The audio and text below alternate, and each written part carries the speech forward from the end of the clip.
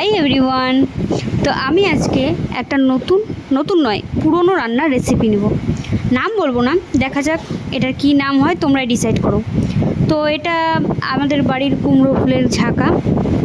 কুমড়ো গাছটা পুরো চারিদিকটা কীরকম ঝেঁকে গেছে, এর নিচে এতটুকু রোদ পড়ে না, যার জন্য ভালোই হয়েছে। পুরো ঝাঁকাতে কুমড়ো পাতা একেবারে ছেয়ে গেছে। তো এখান থেকে কিছু ভালো ভালো কুমড়ো পাতা নিয়ে নিলাম।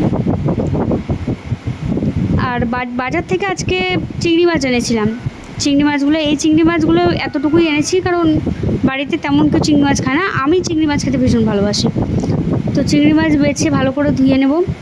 আর এদিকে কুমড়ো ফুলের পাতাগুলোকে গরম জল করে তার মধ্যে নুন মিশিয়ে নিলাম। আর কুমড়ো পাতাগুলো তার মধ্যে কিছুক্ষণ ডুবিয়ে রাখবো। ডুবিয়ে রাখার কারণ হচ্ছে পাতাগুলো যাতে একটু নরম হয়, আর যাতে এগুলোর যে আলগুলো থাকে ওই আলগুলো যাতে আর না থাকে। গরম জলে ডুবালে পুরোপুরিভাবে থাকবে। এরকম আপাতত গরম জলে ডুবিয়ে রাখবো। আর যে মশলাগুলো আমি বাটার জন্য নিয়ে নিলাম সেগুলো হচ্ছে কিছুটা পোস্ত, সাদা সর্ষা আর কালো সর্ষা, ব্যাস। এবার ভালো করে মশলাটা বেটে নিলাম শিলনোড়ায়। তারপর সেই মশলাটা পুরোপুরি দিয়ে নুন হলুদ দিয়ে ভালোভাবে মেখে নিলাম মাছটাকে। এরপর এদিকে দেখলাম পাতাগুলো পুরো নরম হয়ে গেছে এতক্ষণে। বেশ পাতাগুলোকে তুলে তুলে রাখলাম। এবার এই পুরগুলো কিছুটা নিয়ে এর মধ্যে দিয়ে বেশ পাতাগুলোকে বন্ধ করে সাদা সুতো দিয়ে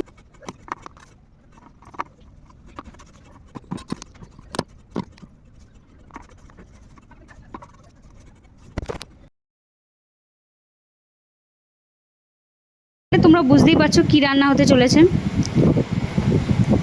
তো এটাকে ভালো করে বেঁধে রেখে দিলাম।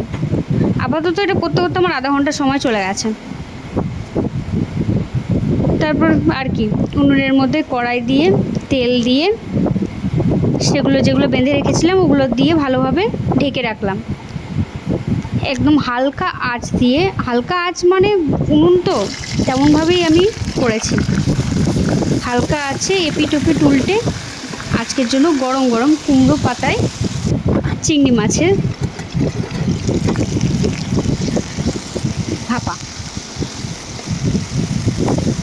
তো কুমড়ো পাতায় চিংড়ি মাছটা তোমাদের কেমন লাগলো আমাকে জানিও।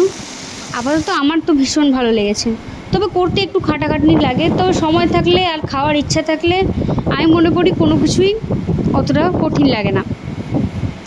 আজ পর্যন্ত এইটুকুই, আবার দেখা হবে পরের ভিডিওতে।